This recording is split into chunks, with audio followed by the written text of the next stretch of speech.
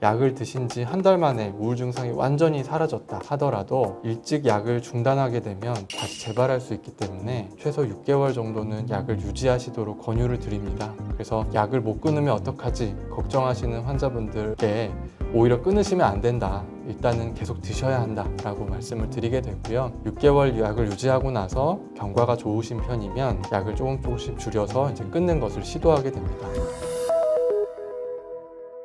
제가 진료실에서 많은 암 환자들을 진료를 하다 보면은요, 조금 우울해 하시는 분들이 사실은 많습니다. 그래서 오늘은 암 환자들의 우울증에 대해서 정신건강의학과 박천일 교수님 모시고 자세히 이야기를 나눠보도록 하겠습니다. 안녕하세요. 분당차병원 정신건강의학과 박천일입니다. 암 환자분들의 정신건강을 담당하고 있는데요. 지난 시간에 이어서 암 환자에서 나타나는 우울증에 대해서 좀 자세히 말씀드리고자 합니다. 제가 진료를 하다 보면은 불면증 호소하시는 환자들은 굉장히 많거든요. 네. 그렇지만 마음이 우울하다라고 딱 대놓고 얘기하는 환자들은 그렇게 많지는 않아요. 암 환자들 중에서 우울증을 동반하고 있는 환자들이 얼마나 되는지 혹시 말씀해 주실 수 있으실까요? 일시적인 우울이 아니라 치료가 필요한 정도 수준의 우울증을 앓는 것은 전체 암 환자 10명 중에서 최소한 1명 이상이라고 이제 알려져 있습니다. 췌장암이라든지 폐암 환자 대상으로 한 연구에서는 많게는 암 환자의 반에서 우울증이 동반된다. 이렇게 이야기하기도 합니다. 그런데 말씀하신 것처럼 환자분들께서 우울한 기분을 직접 호소하시는 경우는 잘 없습니다. 제 생각에는 아무래도 암을 진단받고 치료받는 과정에서 우울한 건 당연한 거 아닌가 이렇게 생각하시는 분들도 많은 것 같고요. 또 이제 당장 암 치료하는 것에 전념하기도 바쁜데 기분 증상이나 심리적인 부분 이런 것들은 상대적으로 덜 중요하다 이렇게 여기시는 경우도 있는 것 같습니다. 암 환자들이 본인이 우울증이 있는지도 사실 이제 알지 못하고 그냥 넘어가는 경우도 꽤 많겠네요. 그죠? 네.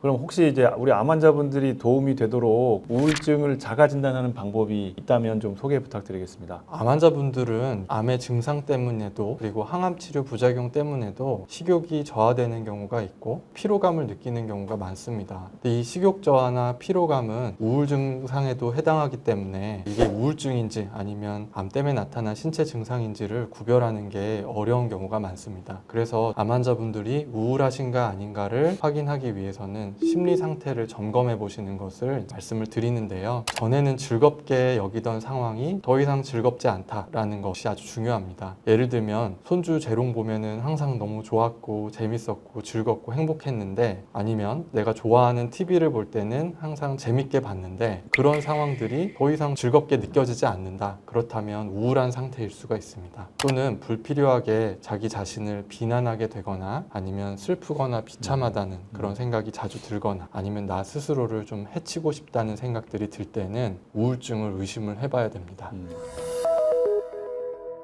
제 주변에 이런 얘기들을 많이 합니다. 우울증에 대해서 뭐 마음의 감기다라는 이런 얘기를 하시는 분들이 많거든요.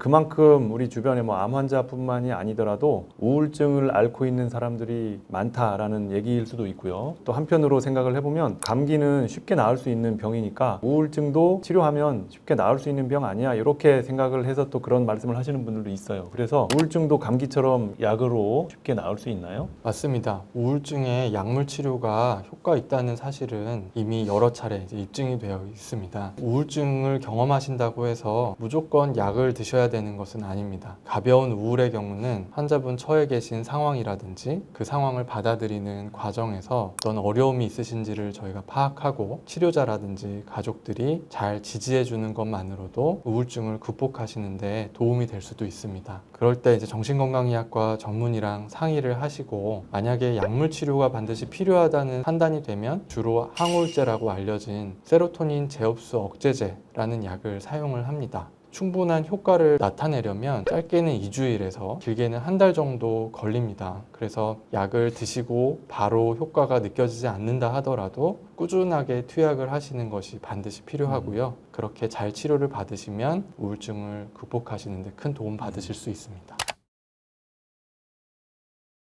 우울증이 좀 약을 먹고 좋아지면 우울증 약을 좀 줄이거나 또는 뭐 끊는 것도 가능할까요? 네, 맞습니다. 다만 우울증이 한번 생기면 다시 재발할 가능성이 있어서 저희는 이제 유지치료라는 개념을 말씀을 드립니다. 예를 들어서 약을 드신 지 한 달 만에 우울 증상이 완전히 사라졌다 하더라도 일찍 약을 중단하게 되면 다시 재발할 수 있기 때문에 최소 6개월 정도는 약을 유지하시도록 권유를 드립니다. 그래서 약을 못 끊으면 어떡하지 걱정하시는 환자분들께 오히려 끊으시면 안 된다. 일단은 계속 드셔야 한다 라고 말씀을 드리게 되고요. 6개월 약을 유지하고 나서 경과가 좋으신 편이면 약을 조금씩 줄여서 이제 끊는 것을 시도하게 됩니다. 이제 우울증이라는 것은 그냥 내가 우울해 라는 기분만 느끼는 게 아니고 그 생각마저도 부정적으로 변화를 시킵니다. 그러다 보면 과거에 대해서 후회하는 생각을 계속 떠올리게 되거나 아니면 나의 미래에 희망이 없다 라는 생각에 이제 빠져드는 경우가 많은데요. 이런 생각에 계속 몰두해 있게 되는 그 상태가 매우 위험합니다. 그럴 때는 나의 생각의 관심을 다른 곳으로 이동을 시켜야 됩니다. 내가 지금 부정적인 생각에 너무 빠져 있는 것 같다 라는 것을 알아차리면 거기에 계속 머무르는 게 아니라 바로 산책을 나간다던가 주변에 있는 사람이랑 일상적인 대화를 하는 식으로 대처하는 것이 도움이 됩니다. 그리고 당장은 즐겁지 않더라도 귀찮게 느껴지더라도 내가 평소에 좋아했던 일을 일부러라도 한번 해보는 것, 이런 것들이 우울증에서 벗어날 수 있는 아주 중요한 방법입니다. 마지막으로 정신건강의학과 의사 선생님으로서 도움되는 말씀 부탁드리겠습니다. 암 환자 치료에서 스트레스를 관리하는 것은 이미 필수적인 것이 되었습니다. 스트레스를 잘 관리하지 않으면 우울증처럼 어떤 적극적인 치료가 필요한 상태로 이어질 수도 있고, 우울증은 단순히 심리적으로 힘든 것을 넘어서 아까 말씀드린 것처럼 암 치료의 경과에도 악영향을 미칠 수가 있기 때문에 우울한 것을 당연한 것이라고 넘겨서는 안 될 것 같습니다. 그래서 힘든 치료 과정 속에서도 순간순간 주는 긍정적인 그런 감정도 느끼고 경험도 하시고 내가 그래도 힘들지만 잘 살아가고 있다는 생각을 하실 수 있도록 저도 옆에서 적극적으로 돕겠습니다. 마음의 건강이 곧 암 치료에도 큰 도움이 될 수 있습니다. 그러니까 여러분 마음의 건강도 꼭 챙기시고 암 치료 열심히 잘 받으시기를 기원하겠습니다. 자, 모두 화이팅 하십시오. 더 좋은 유익한 주제를 가지고 여러분 찾아뵙도록 하겠습니다. 수고하셨습니다.